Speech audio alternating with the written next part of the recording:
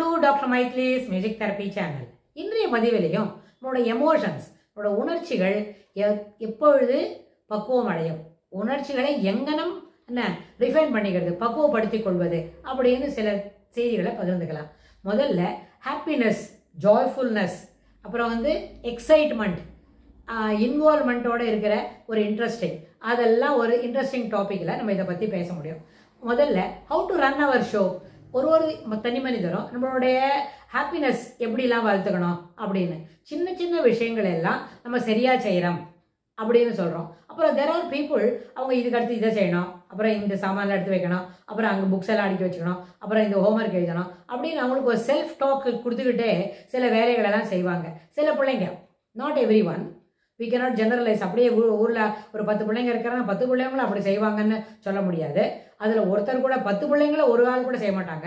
100 பிள்ளைங்க எடுத்துக்கிட்டோன்னு வைங்க, அதில் ஒரு 4-5 செய்யும். தன்னை வேலையை அடுத்தது என்ன செய்யணும்னு சொல்லிக்கிட்டே செய்யறதுக்கு.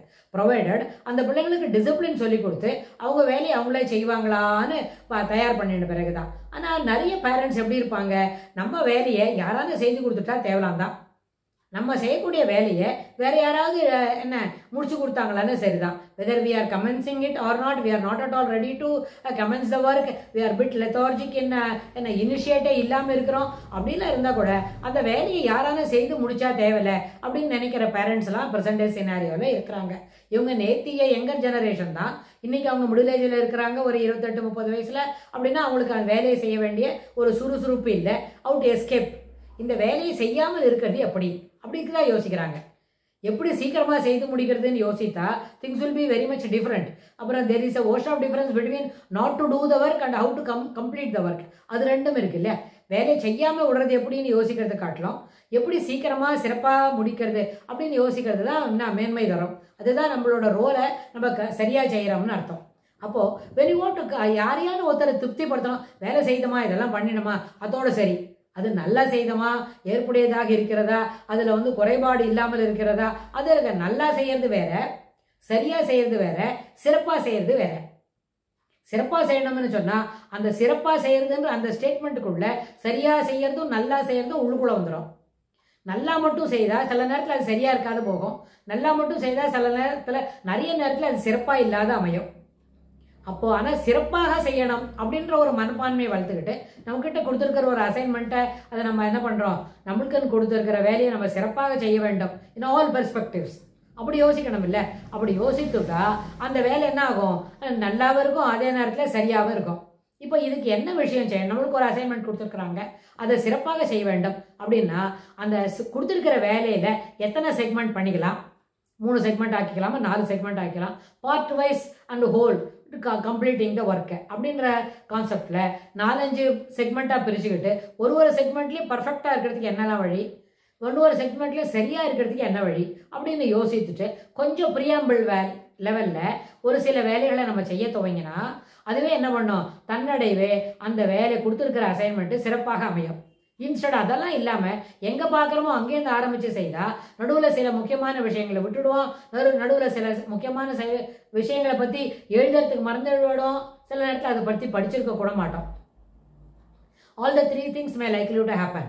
ஆனால் டு அவாய்ட் இட் என்ன பண்ணணும், கொடுத்துருக்கிற என்ன ஒர்க் கொடுத்துருக்காங்களோ அசைன்மெண்ட் இருக்குது, ஒரு என்ன இது எப்படி வச்சுக்கலான்னா, ஒரு ஆஃபீஸில் இருக்கிறோம், அங்கே வேலை கொடுத்தாலும் சரி, ஒரு டீச்சர் கொடுத்துருக்காங்க ஒரு கட்டுரை எழுத சொல்லி ஒரு டாபிக் இல்லைன்னு சொன்னால் அதில் என்னெல்லாம் டாபிக் கிடைக்கும், என்னெல்லாம் சைட் ஹெட்டிங்கில் எழுத முடியும் அப்படின்றத யோசித்துட்டு அந்த வேலைகளை நம்ம செக்மெண்ட் வைஸ் தனித்தனியாக எழுதி இதில் 10 பாயிண்ட் வருமா, ஒரு 10 பாயிண்ட் எழுதிக்கிறது. அதுக்கப்புறம் இது ஒரு தடவை படிச்சுட்டு when we started writing it on our own, அதுதான் சிறப்பாக அமையும். அது சிறப்பாக அமைவதற்கு என்னெல்லாம் வழி எடுத்துக்கணும், இது போல் சின்ன சின்ன ஸ்டிப்ஸை நம்ம ஃபாலோ பண்ணுறோம்னு வச்சுக்கோங்க. இந்த டிப்ஸே நம்மளை சரியான இடத்துல கொண்டு போய் நிறுத்தும். சரியான இடத்துல கொண்டு போய் நிறுத்தினா லாரல்ஸ் அக்லோட்ஸ் எல்லாமே நம்மளுக்கு தான். அதுலேருந்து போட்டி போடுறதோ அதில் கொஞ்சம் பேர் somebody can snatch it away, not at all possible, not at all, no one can do that, no one can. என்ன தெரியுமா, நம்மகிட்டேருந்து பிடிச்சின்னு போகிறதுக்கு இன்னொருத்தருக்கு கட்ஸ் தைரியமே இருக்காது. ஏன்னா we have put forth our effort. அந்த effort will definitely take you to the better level.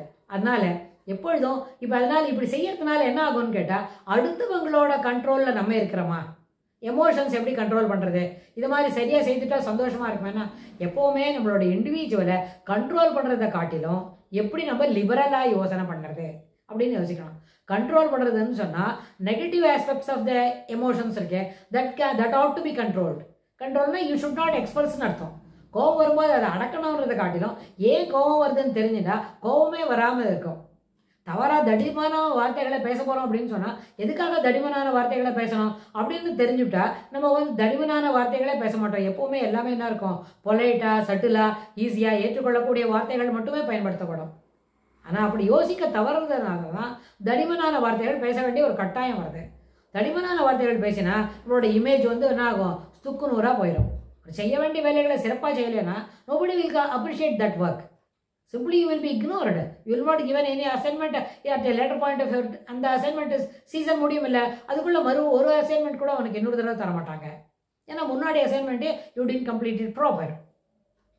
அதனால ஒரு இன்னொருத்தரோட கண்ட்ரோலில் இருக்கிறோம், நம்ம ஒரு வேலையை செய்து we should present our self, we should get appreciation அப்படின்னு சொன்னால் அந்த வேலைகளை சிறப்பாக மட்டும்தான் செய்ய வேண்டும். சிறப்பாக செய்வதற்கு என்னெல்லாம் முயற்சியோ அது அத்தனை ஒன்று விடாமல் you should not miss anything. You should not leave any stone turned unturned அப்படி இருக்கணும். எதுவுமே எந்த கல்லையும் நகர்த்தாமல் ஒரு வேலையை முடிக்கணும்னு நினைக்க முடியாது. அதனால் நிச்சயமாக எல்லா முறையிலையும், எல்லா பெர்ஸ்பெக்டிவ், எல்லா கார்னர்லையும், எல்லா கோணங்களிலும் இதை யோசித்து சிறப்பாக செய்வதற்கு என்னெல்லாம் வழிமுறைகள் அதை முதல்ல யோசித்துட்டு அதில் என்னெல்லாம் உண்டோ அதை மேக்ஸிமம் சிறப்பாக செய்வதற்கு ஒரு 10 பாயிண்ட் கிடைக்கிறதுன்னு வைங்க, அதில் ஆல்மோஸ்ட் ஒரு 7 or 8 மேலே நம்ம ஃபாலோ பண்ணிட்டா நிச்சயமாக அந்த வேலை சிறப்பாக அமையும். ஒருவேளை அதுக்கு இன்னொரு தடவை ஒரு கரெக்ஷன் வருதுன்னா அந்த கரெக்ஷன்லேயும் இந்த விட்டு போன 2-3 பாயிண்ட்டு சேர்த்துட்டோன்னு வைங்க, அது நிறைவாக என்ன இருக்கும், சிறப்பான சிறப்பு அப்படி அமையும்.